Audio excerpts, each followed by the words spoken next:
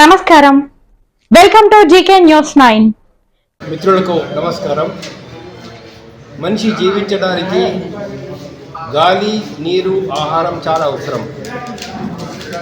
ప్రకృతి సిద్ధంగానే మనకు ఎలాంటి కల్తీ లేని గాలి, నీరు, ఆహార ధాన్యాలు మనకు దొరుకుతున్నాయి.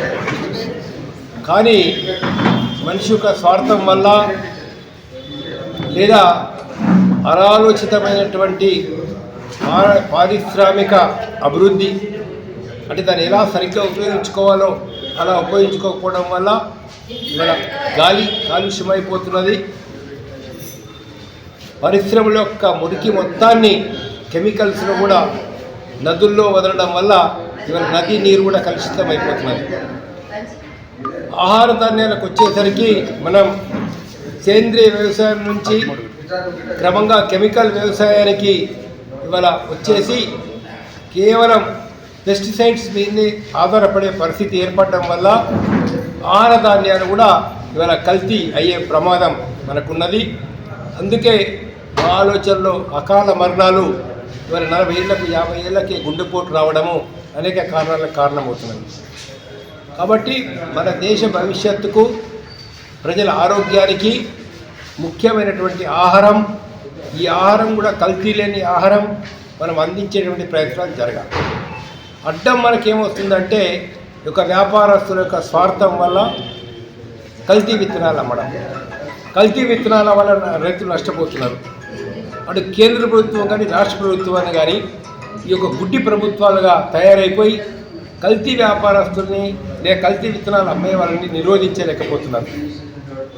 మార్కెట్కి వచ్చేసరికి రైతు వ్యాపారస్తుల దయాదాక్షిణ మీద ఆధారపడాల్సిన పరిస్థితి ఏర్పడుతుంది. ఉదాహరణకు టమాటా మనకు రైతుకు 4 రూపాయలకు 5 రూపాయల కేజీ కూడా దక్కని పరిస్థితి. మరి అదే మార్కెట్కి వస్తే మనకు 30 రూపాయల కేజీ, 40 రూపాయల కేజీ టమాటాలు మనకు దొరికే పరిస్థితి.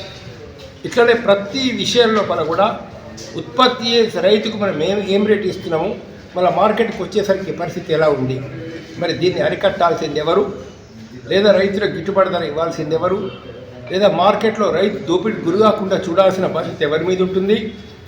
అలాంటి కేంద్ర ప్రభుత్వం ఇది ఎంఎస్పి నిర్ణయం చేయాలో డాక్టర్ స్వామినాథన్ కమిషన్ యొక్క రిపోర్ట్ ప్రకారంగా చేయకుండా వ్యాపారస్తులు అనుకూలమైన పాలసీలు చేయడం వల్ల ఇవాళ వ్యవసాయ రంగం దెబ్బతింటున్నది, రైతాంగం క్రమంగా నష్టపోతున్నది.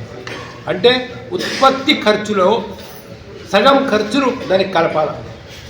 ఉత్పత్తి ఖర్చులో రైతు కుటుంబం కానీ లేదా కౌలుదారు యొక్క కుటుంబం యొక్క శ్రమ ఖర్చును కూడా అందులో కలిపి మొత్తం రేట్ నిర్ణయం చేయాలి. పుట్టి ఇక్కడ మందుల ఖర్చు, దున్నే ఖర్చు, నాగలి ఖర్చు, అంటే ట్రాక్టర్ ఖర్చు, కోత ఖర్చు ఇవే కాదు. అందులో ఈ విత్తనాల ఖర్చుతో పాటు ఎరువుల ఖర్చుతో పాటు యొక్క రైతు కుటుంబం యొక్క శ్రమ యొక్క వాళ్ళ కుటుంబ సభ్యుల శ్రమను కూడా కలిపి రేట్ నిర్ణయం చేయాల్సి. ఆ మొత్తం వచ్చిన దానిలో ఇంకో హాఫ్ కలపాలి. అంటే మొత్తం ఖర్చు ఫర్ ఎగ్జాంపుల్ ఒక ఎకరంలో 5,000 ఖర్చు కనుక వస్తే, క్వింటాల్ పత్తి పండించడానికి 5,000 ఖర్చు కనుక వస్తే ఇంకో 2,500 అందులో కలిపి, లేదా 6,000 వస్తే ఓ 3,000 అందులో కలిపి 9,000 చొప్పున అట్లా రేట్ నిర్ణయం చేయాల్సిన అవసరం ఉంటుందని ఈ శాస్త్రీయమైనటువంటి పద్ధతిని అనుసరించాలని డాక్టర్ స్వామినాథన్ కమిషన్ చెప్పినప్పటికీ కూడా ఈ కేంద్ర ప్రభుత్వం దాన్ని అమలు చేయకపోవడం వల్ల ఇవాళ మొత్తం రైతాంగం నష్టానికి గురవుతున్నారు.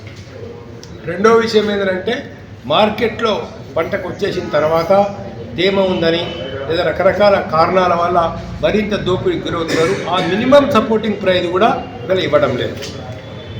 ఇక్కడ ప్రభుత్వాలకు మీ సూచన ఏంటంటే మీరు రంగంలోకి దిగి సీసీఐ కావచ్చు, మరొక సంస్థ కావచ్చు, మొదలే కొనుగోలు స్టార్ట్ చేస్తే ఈ పరిస్థితి ఉండదు.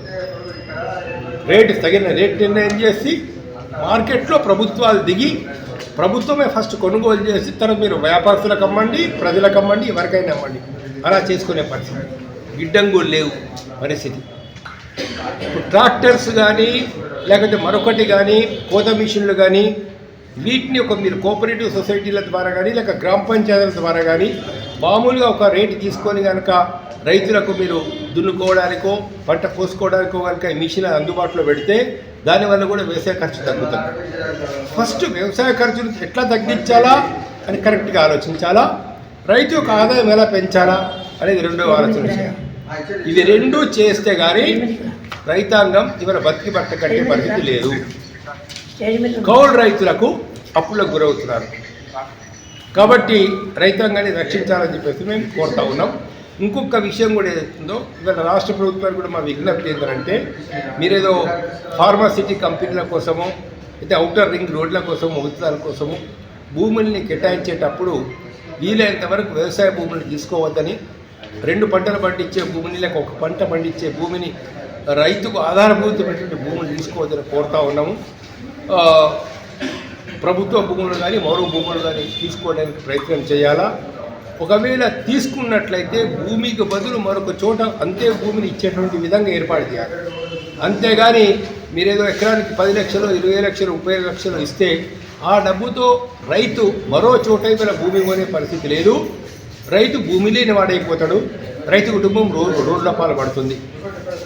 ఇది ప్రభుత్వాలు ఆలోచించాలా, లేదా కుటుంబానికి ప్రభుత్వ ఉద్యోగం అని ఇచ్చేటటువంటి విధంగా ఒక నిబంధన ఏర్పాటు చేయాల్సిన అవసరం ఉంటుందని, ఒక గ్యారంటీ, ఈ సెక్యూరిటీ అనేటటువంటిది రైతులకు భరోసా కల్పించకుండా భూములు తీసుకోవద్దని చెప్పేది కూడా మేము ప్రభుత్వాలకు విజ్ఞప్తి చేస్తున్నాం. శాస్త్రీయంగా రైతాంగాన్ని ఉపయోగపడేటటువంటి విధంగా దాన్ని మార్చాల్సిన అవసరం కూడా ఉంది. అది కూడా ప్రభుత్వం పునరాలోచన చేయాలని చెప్పేది కూడా మేము కోరుతా ఉన్నాం. హైదరాబాద్లోని సుందర విజ్ఞాన కేంద్రంలో మేము రైతు సదస్సు ఏర్పాటు చేసినాము. ఈ సదస్సుకు మీ అందరూ ఒక సహాయ సహకారం రావాలా. ఎక్కువ మంది రైతులు, రైతు నాయకులు, ప్రతినిధులు ఇందులో పాల్గొనాలా. ఒక బలమైన రైతాంగ ఉద్యమాన్ని భవిష్యత్తు నిర్మించడానికి, ఐక్య రైతు ఉద్యమాన్ని నిర్మించడానికి ఇది వేదిక కావాలని చెప్పి మేము కోరుతా ఉన్నాం. అదేవిధంగా ఆ రోజు కొన్ని ఆత్మహత్య చేసుకున్న కుటుంబాలకు కూడా ఒక్కొక్క కుటుంబానికి ఒక 10,000 చొప్పున కూడా మేము దాతల సాయం చేయాలని అనుకుంటున్నాము. మరి ఈ సదస్సును మీరందరూ కూడా విజయవంతం చేయాలని చెప్పేసి కోరుతున్నాం. ఈ వీడియో మీకు నచ్చినట్లయితే లైక్ బటన్ క్లిక్ చేయండి. మరిన్ని వీడియోలను పొందడానికి దయచేసి సబ్స్క్రైబ్ చేయండి.